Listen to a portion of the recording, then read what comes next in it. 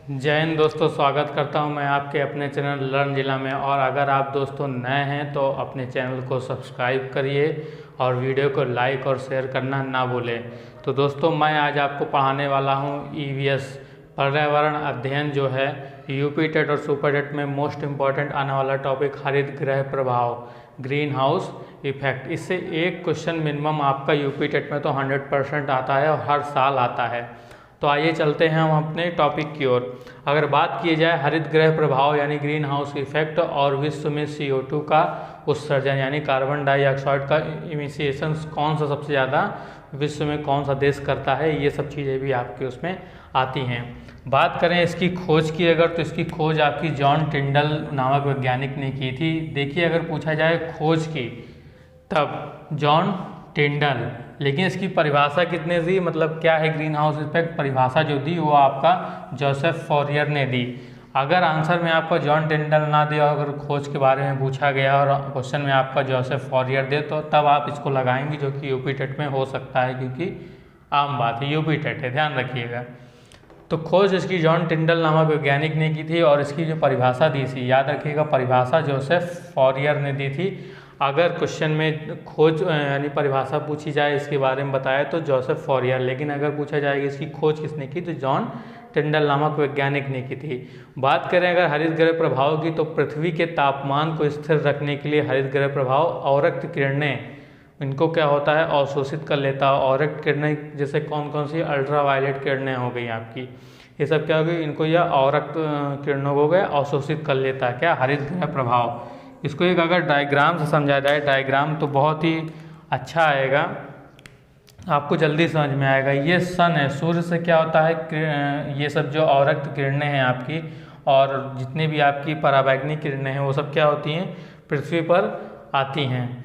लेकिन उससे पहले ही करीब आपका जो ये है ब्रह्मांड है उसका जो वायुमंडल है वहाँ प्लस बादलों के जरिए कुछ अवशोषित कर ली जाती है, कुछ अवशोषित कर ली जाती है और मात्र 48% ही कहाँ आपके अर्थ पर आ पाती है। आप इसमें से सबसे प्रमुख क्या है आपकी अवरक्त किरणें, कौन सी अवरक्त किरणें, और इनकी खासियत क्या होती है कि ये वस्तुओं को गर्म कर देती हैं, क्या कर देती हैं, हीट कर देती हैं, गर्म कर देती हैं, ये वस्तुओं को गर्म कर देती हैं। उसके बाद क्या होता है, वस्तुएं क्या होती है अपनी गर्मी हीट को उत्सर्जित करती हैं। इससे क्या होता है, ये जो पृथ्वी का आपके वायुमंडल है जो, इसमें कुछ गैसें होती हैं, क्या होती हैं, गैसें होती हैं, जिसे क्या होता है हरित गृह प्रभाव कहते हैं। ये कुछ गैसें होती हैं इसके अंदर जो इनको अवशोषित कर लेती है इस हीट को, ओके। जिससे क्या होता है आपका एटमॉस्फेयर में आराम से चीज़ें क्या होती हैं, इक्वल रूप से बनी होती हैं, हरित गृह प्रभाव प्रभावित नहीं होता है। लेकिन क्या हो रहा है कि इन गैसों का, ये जो अवरक्त किरणें हैं, इन गैसों का हम बहुत ज़्यादा मात्रा में उत्सर्जन करने लगे हैं, जिससे हमारा ये जो हरित गृह प्रभाव है इसमें इफेक्ट आने लगा है, इसमें प्रॉब्लम्स बढ़ गई हैं और यह प्रभावित होने लगा है। तो आइए बात करते हैं इस पे कि यह किस कारणवश प्रभावित होने लगा है। इससे क्या हो रहा है कि जो मानव है इससे हो क्या रहा है, आपने अगर देखा होगा जलवायु परिवर्तन,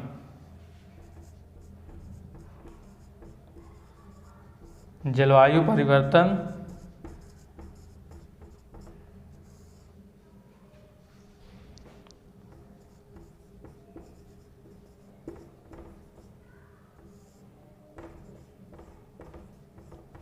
वैश्विक उष्णता यानी जो उष्णता यानी जो तापमान होता है आपका, वैश्विक ताप या वैश्विक उष्णता,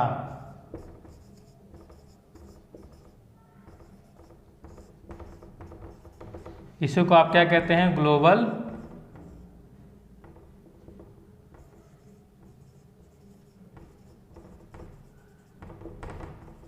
इसी को आप ग्लोबल वार्मिंग भी कहते हैं। इस ज़्यादा उत्सर्जन करने के कारण हम क्या कर रहे हैं, ऐसी चीज़ें इस्तेमाल कर रहे हैं, ऐसे हमने टेक्नोलॉजी को इतना विकसित कर लिया है कि उनसे क्या हो रहा है, बहुत ज़्यादा नुकसान हो रहा है हमारे पर्यावरण को और हरित गृह प्रभाव को इफेक्ट पड़ रहा है वह, और रक्त किरणों को जो अवशोषित करता है वह ज़्यादा मात्रा में अवशोषण करना पड़ रहा है, ओके, इसके आगे हम बात करते हैं ऐसी कौन कौन सी हरित गृह गैसें हैं। हरित गैसें, सबसे बड़ी बात याद रखिएगा, जो मुख्य हरित गृह गैस है आपकी, इसको नोट कर लीजिएगा, इम्पॉर्टेंट है कि मुख्य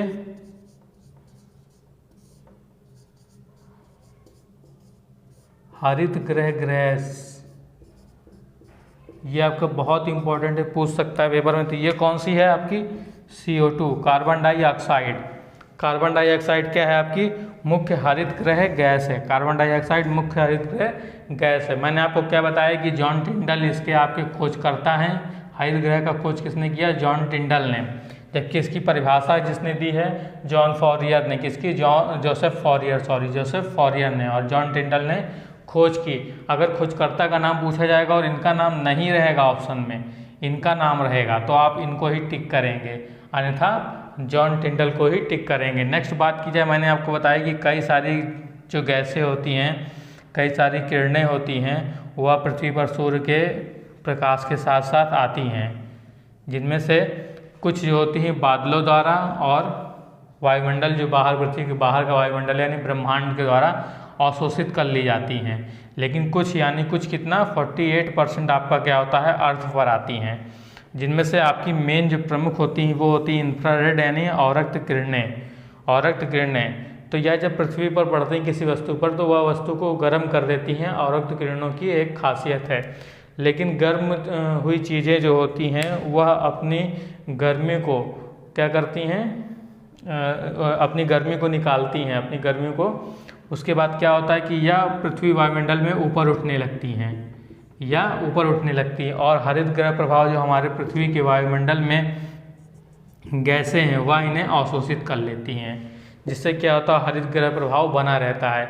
अगर यह ना हो, याद रखिएगा, अगर मान लीजिए कोई पूछ ले हरित गृह प्रभाव हो ही ना, तो ये गर्मी क्या होगी, वापस चली जाएगी, आपके ब्रह्मांड में वापस चली जाएगी। तो उससे क्या होगा, हमारे जब वायुमंडल से गर्मी पूर्णतः निकल ही जाएगी, तो हमारा ये क्या पूरा बर्फ़ का इलाका हो जाएगा। पूरा क्या हो जाएगा, यहाँ क्या हो जाएगा, बर्फ़ का इलाका हो जाएगा, एकदम पूरी बर्फ़ जम जाएंगी। यानी जैसे पहाड़ मान लीजिए, बर्फ़ जम जाएंगी। क्या जम जाएंगी, बर्फ़। और शीतोष्ण हो जाएगी, पूरी पृथ्वी जम जाएगी, समझ लीजिए। क्यों, क्योंकि गर्मी होगी ही नहीं बिल्कुल भी ना भाई। सारी क्या है, जितनी भी गर्मी है ऊपर उठेगी, जब ये पूरी निकल जाएगी अगर वातावरण से, वायुमंडल से हमारे, तो क्या होगा, पूरा बर्फ़ जम जाएगी, पूरा बर्फ़ जम जाएगी हमारे अर्थ में।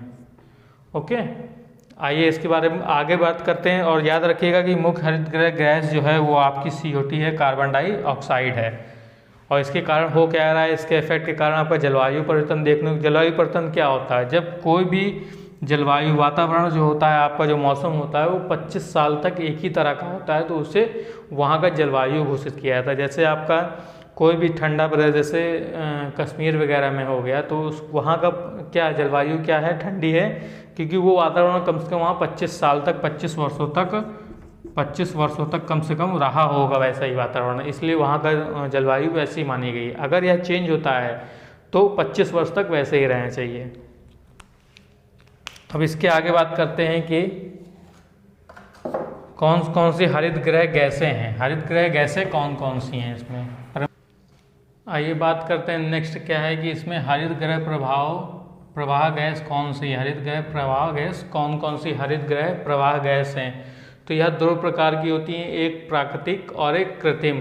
कृत्रिम क्या है, आर्टिफिशियल, जो हमारे द्वारा बनाई गई हैं। ये वातावरण में स्वयं नहीं मिलती या हमारे द्वारा बनाई गई, हम इन्हें उत्सर्जित कर रहे हैं। और एक प्राकृतिक है जो वातावरण में स्वयं मिलती है, जो प्रकृति के द्वारा बनाई गई हैं, जिसमें आपकी CO2 कार्बन डाइऑक्साइड, CH4 यानी मीथेन, और ये क्या है आपका O3 ओजोन, ठीक है। इसके अलावा आपका एक है जलवाष्प, या बहुत प्रमुख है, सबसे ज़्यादा हरित गृह प्रभाव में जलवाष्प का प्रभाव होता है। तो जलवाष्प, ओजोन, मीथेन और कार्बन डाइऑक्साइड।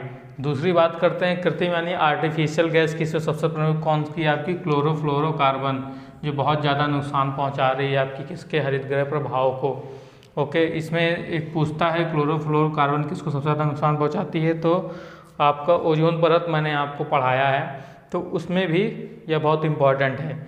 इसके अलावा नाइट्रस ऑक्साइड हो गया, हाइड्रोजन फ्लोरोकार्बन, पैराफ्लोरोकार्बन, हाइड्रोजन बोरोफ्लोरोकार्बन, ये आपकी बहुत इंपॉर्टेंट है। इसके अलावा आपकी कार्बन टेट्राफ्लोराइड, हेलेंस, और एक बहुत ही इम्पॉर्टेंट है इसमें और SF6 सल्फर हेक्सा